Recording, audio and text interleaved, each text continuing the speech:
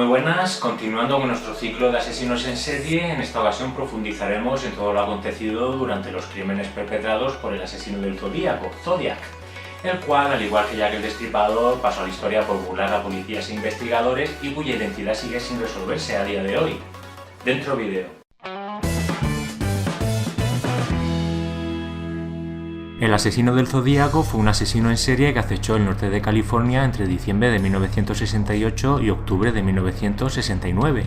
En una carta supuestamente suya confesó el asesinato de 37 víctimas, aunque las únicas confirmadas fueron 4 hombres y 3 mujeres, atacadas estas en Benicia, Vallejo, Lake Berryessa y San Francisco. De las mismas, solo 2 sobrevivieron para dar pruebas sobre la identidad del asesino, aún desconocida. Se estimó que Zodíaco o Zodiac, así era como él mismo se denominaba, tendría entre 20 y 30 años en el momento de sus crímenes. También que era blanco, corpulento, de pelo castaño, que tenía conocimiento sobre lenguajes cifrados y que poseía una gran inteligencia. A finales de 2003, el caso del Zodíaco tuvo un impactante descubrimiento, ya que las huellas de la famosa carta del Zodíaco no coincidían con las huellas de Arthur Lake Allen, el sospechoso principal del caso, aunque todas las pistas apuntaban a él. Finalmente, por falta de pruebas, Lake Allen nunca llegó a ser condenado. Falleció en 1992, a la edad de 58 años, por lo que el caso quedó cerrado. Así pues, la identidad del asesino sigue siendo una incógnita. Este asesino ha inspirado capítulos de series de televisión, libros, canciones como Riders on the Storms de los Doors y películas, siendo la última Zodiac de David Fincher.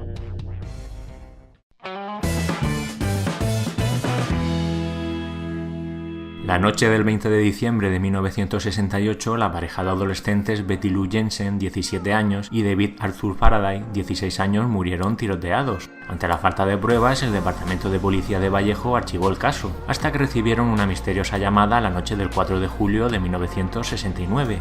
Un hombre se atribuyó los asesinatos de 2 jóvenes, Michael Magoo, de 19 años, y Darlene Ferrin, de 22, dándoles todo tipo de detalles sobre la escena del crimen y proclamándose además autor de los asesinatos de Faraday y Jensen. Mike Magoo fue capaz de dar una descripción del atacante, pero aún así la policía no pudo avanzar demasiado en el caso. Era evidente que no le bastaba con matar, sino que necesitaba notoriedad y atención pública. Así pues, el 1 de agosto de 1969 envió 3 cartas casi idénticas entre sí al San Francisco Chronicle, al Vallejo Times y al San Francisco Examiner. Sin dirección remitente, las cartas relataban una escalofriante historia. Contaban con todo lujo de detalles que solo el asesino podía saber cómo se habían perpetrado las muertes de los adolescentes. Además, el presunto asesino amenazaba con matar a 12 personas ese mismo fin de semana, a no ser que dicha carta se publicara en primera página de todos los diarios. Los asesinatos, por suerte, no se llevaron a cabo, pero las cartas pudieron leerse en la primera plana de los periódicos. Las hojas estaban escritas con rotulador, con faltas de ortografía y en un tono muy amenazante. Además, incluían un criptograma de 8 filas y 17 símbolos que escondían su identidad, y cada carta iba rubricada con un dibujo del punto de mira de un arma. Si las autoridades y los medios no solucionaban el enigma, Zodiac volvería a matar. La policía trabajaba sin descanso, esta vez con ayuda del FBI, pero no hubo manera de encontrarlo. Fue días después y con otra carta dirigida al director del San Francisco Examiner cuando nació el asesino del Zodíaco. La carta comenzaba: estimado editor, le habla Zodíaco, y describía de nuevo los asesinatos con todo detalle, mofándose de la policía por no haber sido capaz de dar con él.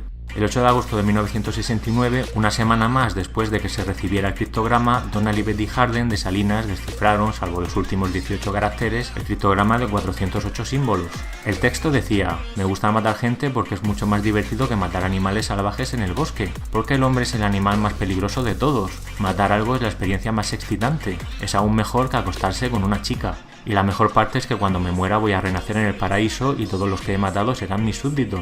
No daré mi nombre porque ustedes tratarán de retrasar o detener mi recolección de súbditos para mi vida en el más allá. La investigación continuaba, aunque sin demasiados resultados. En septiembre de 1969 realizó un nuevo ataque a otra joven pareja. Cecilia Shepard y Brian Harnell estaban descansando a orillas del lago Berryessa cuando el asesino del Zodíaco les atacó. Un hombre se les acercó usando una capucha de verdugo negra con gafas de sol sobre los agujeros de los ojos y una especie de babero colocado en el pecho con un símbolo de apariencia reticular. Se aproximó a ellos con una pistola en la mano y los ató a un árbol. Poco después sacó un cuchillo y los apuñaló.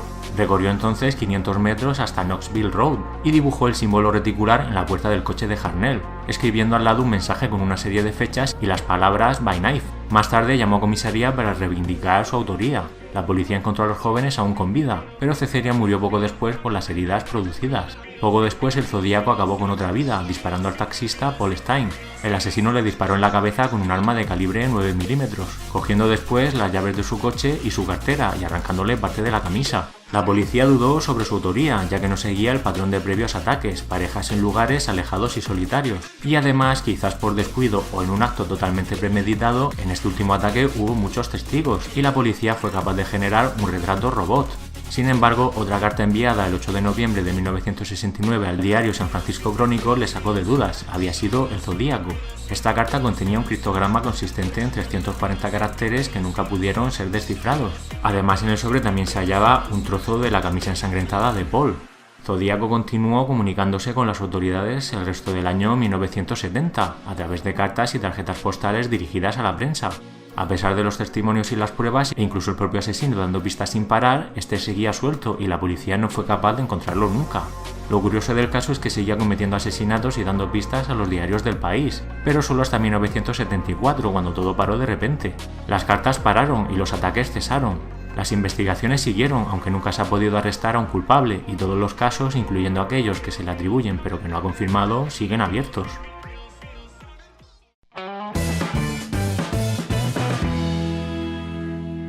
Mucha es la literatura que se ha escrito acerca del asesino del Zodíaco, pero nadie ha podido probar quién es. Todo lo que se sabe de él es que es o era un hombre alto, grueso y corpulento, con gafas y que tendría entre 20 y 30 años en el momento de cometer sus crímenes. También es sabido que posee una gran inteligencia, que casi seguramente es un aficionado a asuntos astrológicos, que conoce de códigos y criptografía y que tiene un alto grado de egocentrismo.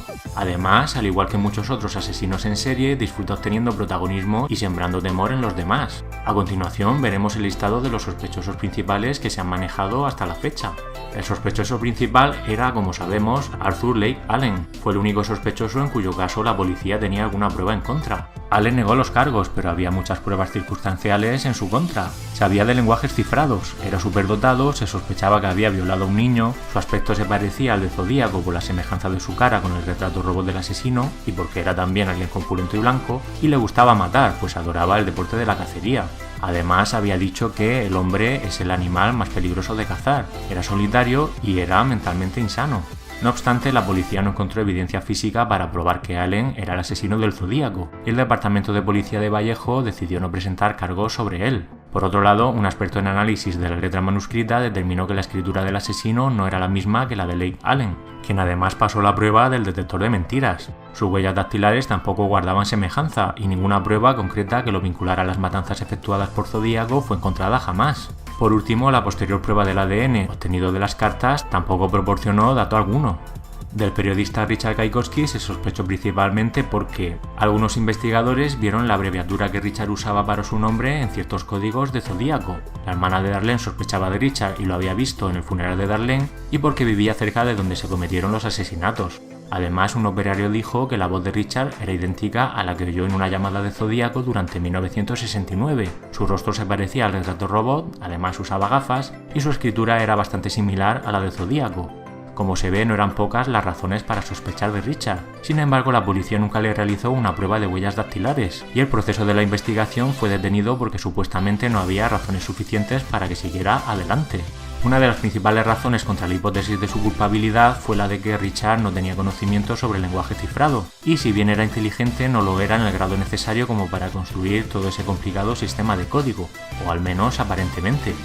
Marvin Bernell se encargaba de programar películas en una sala de cine y de proyectarlas.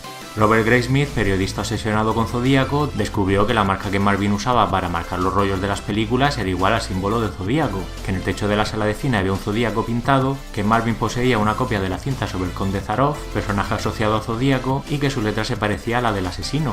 No obstante, todos estos datos fueron desechados por la policía. Por su parte, la hipótesis de Lawrence Kane surgió de las sospechas de la hermana de Darlene Ferrin, asesinada por Zodíaco.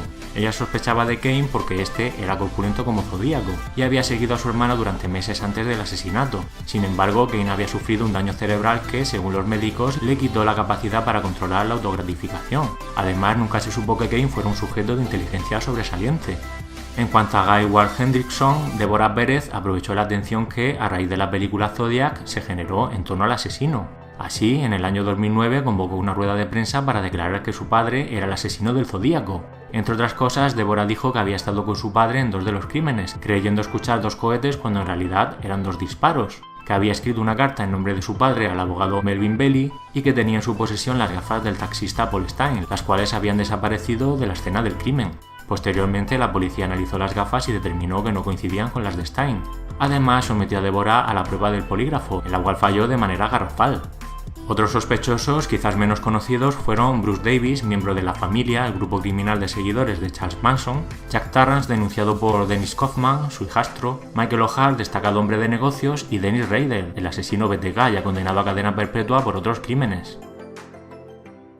Y hasta aquí el vídeo de hoy. ¿Quién es o quién fue Zodiac? Nadie lo sabe, de hecho muchos afirman que estamos ante el crimen perfecto.